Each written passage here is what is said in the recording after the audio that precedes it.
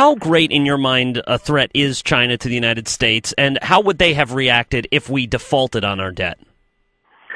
If we had defaulted, everyone would have suffered. Investors, all of our citizens. It would have changed the cost of capital fundamentally, which would have been like a tax increase for all of our citizens. So I was the only one on that debate stage tonight who actually was in favor of a fix, a solution that would have forestalled any kind of default. You know, we're 25% of the world's GDP. We're the largest financial services sector by far in the entire world. And everybody else on the stage kind of thought that, you know, we can just let the nation default for the first time in our history.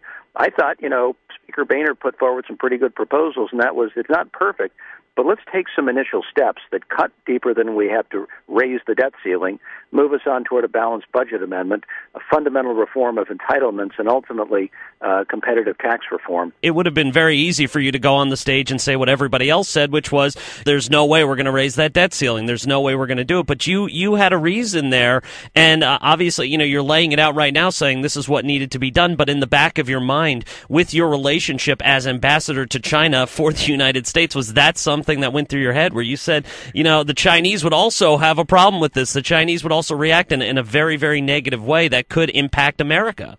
You know, it's not just the Chinese. The Japanese hold almost as much debt in Treasury bills. In fact, last year they overtook China during one brief reporting period. But what I do know, having lived overseas 4 times, is that the rest of the world watches our marketplace. We're 25% of the world's GDP. We forget that sometimes.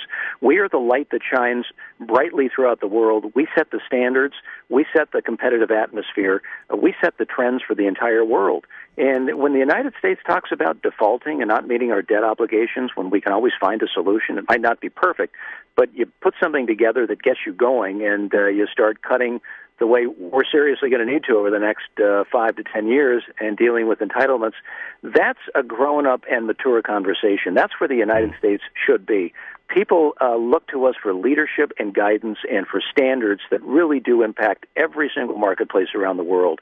I know that because I've lived overseas, and the thought that we could just sort of, in a cavalier fashion, allow this nation to default was just nonsense.